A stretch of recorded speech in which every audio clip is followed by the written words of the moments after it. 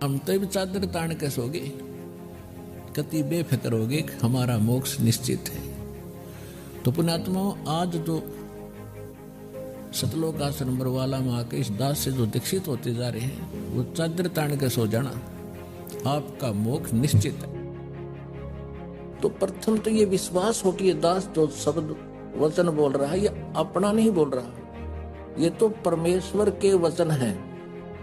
उन्होंने जो 600 वर्ष पहले बोले थे, दास तो एज ए टेप रिकॉर्डर, उनको याद करके आपको आदेश दे रहा हूं कि भगवान का ये आदेश है, मानोगे तो सफल होगा, क्योंकि भगवान का विधान है, वो यूजलेस नहीं हो सकता, उनका एक वचन भी व्यर्थ नहीं हो सकता। तो ये आपका कद समझ में आओगा, कितने दिन में आपकी समझ में आएगी कहानी, उस दिन का इंतजार है। और उस समझ को मैं लाने के लिए इतने प्रयत्न किए जा रहे हैं, इतने सदगुण दिखाए जा रहे हैं। तो पुण्यात्मा, परमात्मा का पाना सबसे आसान है, मोक्ष तो बहुत ही आसान है, ये सत्कर मान लिया।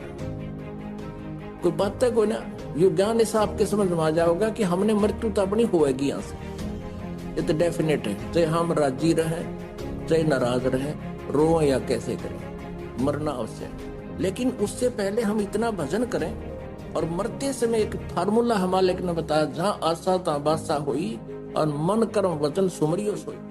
तो फिर हम इस भक्ति की शक्ति भी हमारे को साथ देगी, उसमें परमात्मा ऐसी व्यवस्था बनाएगा आपकी कि आपका कुछ भी याद नहीं आने देगा और ज्ञान आपके साथ होगा। तो ऐसे परमात्मा पाना, सतलोक जाना बहुत आसान है। तो पुण्यात्माओं, मेर क्रिया आपके ऊपर भगवान ने आपको शिक्षित कर दिया, और अब ये असंग जन्म का झंझट आपका मिट जाएगा जब बिटवाना चाहोगे तो। और जब गफलत करोगे और इतना सुअवसर प्राप्त करके भी, जैसे बच्चा स्कूल में प्रवेश पाता है, विद्यालय में, और परिवार वाले उसको पूरी छूट देते हैं, पूरी सुविधा देते हैं, खूब खा पी, अच्छा ओढ़ पैर, लेकिन बेटा अपनी पढ़ाई करके सफल हो, तो वो चांस आपको मिला हुआ है जितने मनुष्य शरीरधारी प्राणी है इस पृथ्वी के ऊपर। और जो उस समय को व्यर्थ खो देते हैं गफलत के अंदर, वो आजीवन मजदूर बनकर रहते हैं, और जो सफल हो जाते हैं वो सुख प्राप्त करते हैं, को कारों में चलते हैं, पंखों के नीचे लेटते हैं। और जो गफलत कर जाते हैं विद्या के समय में, तो वो आप भी मजदूरी करते हैं, उनके बच्चे भी वहाँ मिट्टी के अंदर लेटे हुए होते।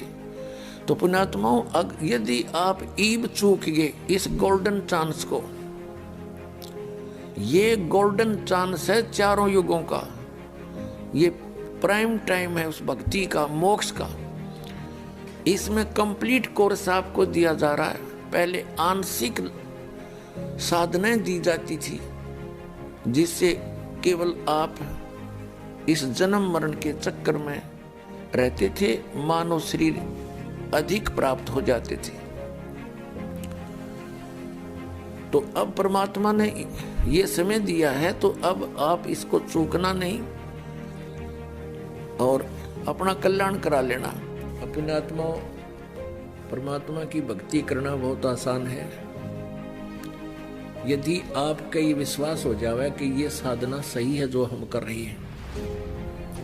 इतनी आसान है कि इस पृथ्वी पर ऐसा कोई साधन आसान नहीं है जो परमात्मा पाने की विधि आसान है। एक रोटी खाना बनाने के लिए भी हमने कितना जुगाड़ जोड़ना पड़ता है, और डेली 2-2 बार करते हैं, 3-3 बार भी करते हैं। गैस सिलेंडर लावा कि ईंधन इकट्ठा करें, चूल्हा चौका, पलटा, चमटा, प्लेट, तवा, आटा, फिर गूंदे, फिर सब्जी, कटोरी है, पालक, पता नहीं क्यों धनिया, जीरा, कितने जुगाड़ जोड़ के, और डेली रोटी 2-2 टाइम बनाते हैं, कितना समय लगता है। और परमात्मा के भजन में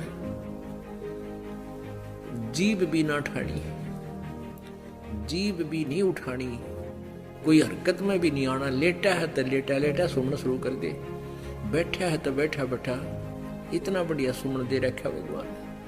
नाम उठत नाम बैठत नाम सोत जागवे, नाम खाते नाम पीते नाम सेती लागवे। यानी हम अपने दैनिक क्रिया करते करते परमात्मा की भक्ति कर सकते हैं। परमात्मा का जो सतनाम का सिमरन है या वैसे मंत्र जाप है, आपको मौखिक याद हो जाता है। इसमें कुरलाकरण की जरूरत को ना, जब भी याद आ गया जब बंट जाए। कुछ भी इकट्ठा नहीं करना, ना आटा गूंदना, ना सब्जी काटनी, ना आग जलानी, ना कोई ईंधन इकट्ठा करना। और उसको हम डेली करते हैं, घंटा लगे थे 2 घंटे 2 घंटे सुबह शाम खाना खुना बनाने में, खाने में सारा काम करते हैं। तो इसमें इतना आसान है। तो आपके ये हृदय में समा जाना चाहिए कि हम जो कर रहे हैं ये बिल्कुल फाइनल है। आपको इतना दृढ़ विश्वास कराने के लिए ये दास ये चाहता है कि सदग्रंथों का आपको बार बार रूबरू करूं, आपकी उंगलियां पे ये बातें आ जावे, फिर आप भक्ति करोगे डट के। आज तक सत्संग नहीं मिला आपको, सत्कर मान लियो पुण्यात्मा हो, आपको सत्संग नहीं मिला।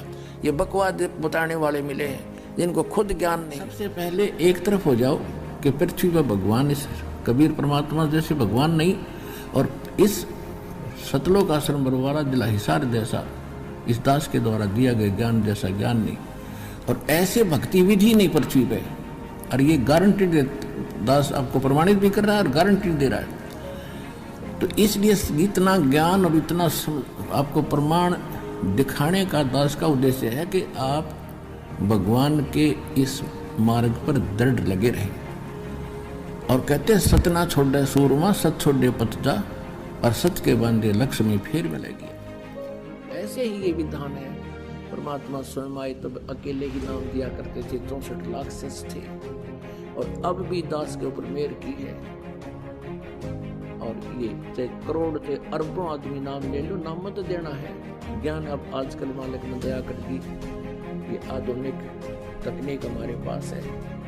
ये सैटेलाइट इसमें से सारा विश्व बैठकर एक समय में सत्संग सुन लो और नाम दे दे, सबको भक्ति कर लो। 2 अक्षर की बात है। नाम के ऊपर विश्वास होना और भगवान पर विश्वास होना मुश्किल बना दिया इस काल ने। इस लोक वेद को आगे अड़ा रखा है। इस लोक वेद का, इस अज्ञान का, दंत कथाओं का नाश करने के लिए इतना मेहनत प्रयत्न करना पड़ रहा है, इतने प्रमाण देने पड़ रहे हैं। और जिस समय ये अज्ञान हट जाएगा फिर तो 2 अक्षर की बात है, कबीर इज गॉड। और ये मर्यादा रखना और ये मंत्र जाप कर लो। भगवान से डरना, पाप नहीं करना, मोक्ष हो जाएगा। 2 अक्षर की बात है। अब परमात्मा को परमात्मा सिद्ध करना कठिन हो रहा हमारे लिए, लेकिन अब ये कठिन काम बहुत आसान होने वाला है।